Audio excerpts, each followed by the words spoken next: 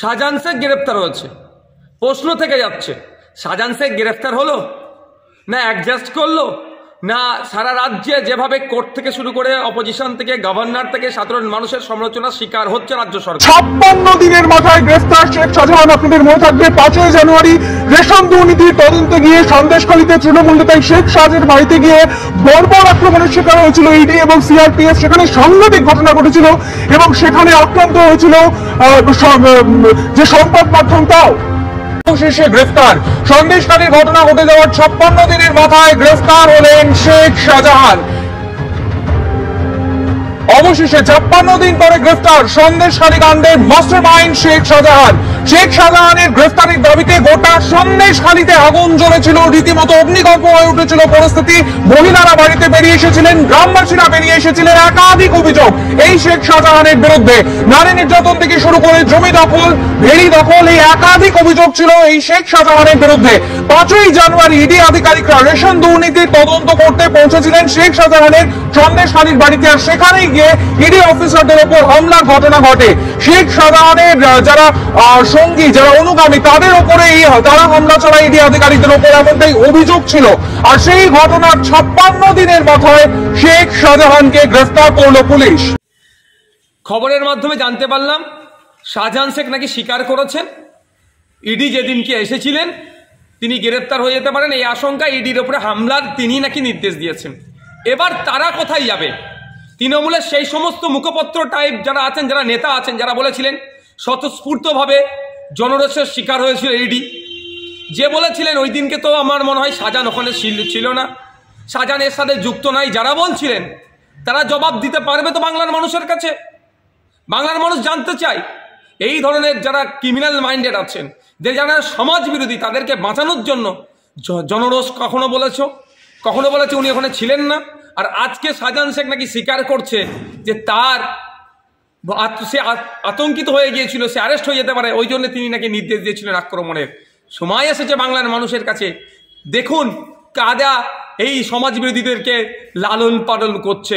যারা সমাজ বিরোধীদেরকে লালন পালন করছে তাদেরকেও সমাজ থেকে আমাদের বিচ্ছিন্ন করতে হবে গণতান্ত্রিক প্রক্রিয়াতে। শাহজাহান শেখ গ্রেফতার হয়েছে।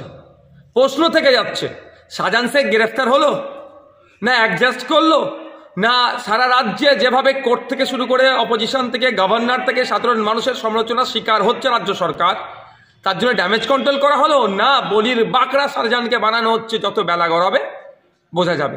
তবে একটা কথা, সন্দেশখালীতে যে ধরনের বা যত রকম অন্যায় সংগঠিত হতো, চাই মানুষের বাক স্বাধীনতা কেড়ে নেওয়া, ভোটদান থেকে বিরত রাখা সাধারণ মানুষকে, সেখানকার মহিলাদের সাথে যে অন্যায় হয়েছে, ওখানকার জমি দখল করা থেকে শুরু করে রাস্তাঘাটের উন্নয়নের জন্য যে টাকা আসে বা মানুষের উন্নয়নের জন্য যেটা আসে সেটা লুটপাট করে খাওয়া থেকে শুরু করে, এক কথায় যত রকম অন্যায় হয়েছে তার মাস্টার মাইন্ডে ছিল, তার মাথায় ছিল এই শাহজাহান শেখ।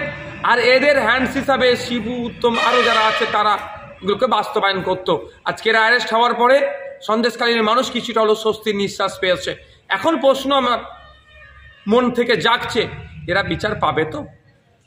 এদের বিচার হবে তো? এরা শাস্তি পাবে তো? পুলিশ বা শাসকের পক্ষ থেকে অনেক বড় বড় বিভিন্ন সময় বিভিন্নভাবে কথা বলেছে। দিনের শেষে কি দেখেছি? কামদুনি কাণ্ডে 10 বছর পরে কি হয়েছে? সেই জন্য আমি আজকে আশঙ্কিত, এরা শাস্তি পাবে তো? কারণ এরা যে অন্যায় করেছে, এদের বাইরে থাকা এক মুহূর্ত ছিল না। যে 54-55 দিন এরা বাইরে ছিল, ইডির মাথা ফাটানোর পর থেকে এদের জন্য অনেক বেশি দিন ছিল। তবে একটা কথা, শাহজাহান শেখ তো মমতা ব্যানার্জির শাসন আমলে জেলের মধ্যে যাচ্ছে। আমি হলফ করে বলতে পারি এই মমতা ব্যানার্জির সরকারের পতনকে জেলের মধ্যে দেখতে হবে।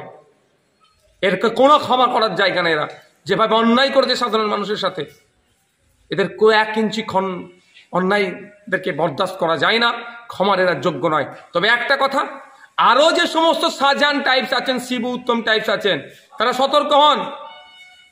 আপনাদেরও দিন আসছে।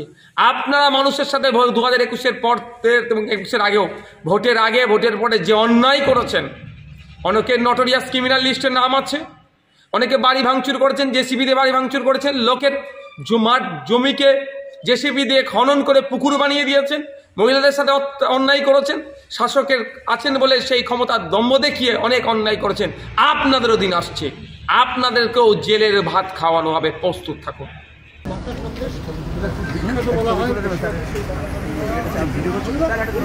আমাকে কেউ একজন বলেছিল এখানে এলে নাকি ছাল আর চামড়া আমার তুলে দিবে, আমাকে বান্ডিল করে নেই কাঁথি পাঠিয়ে দিবে।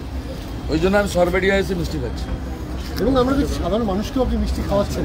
অবশ্যই একা খেতে নেই, সবাইকে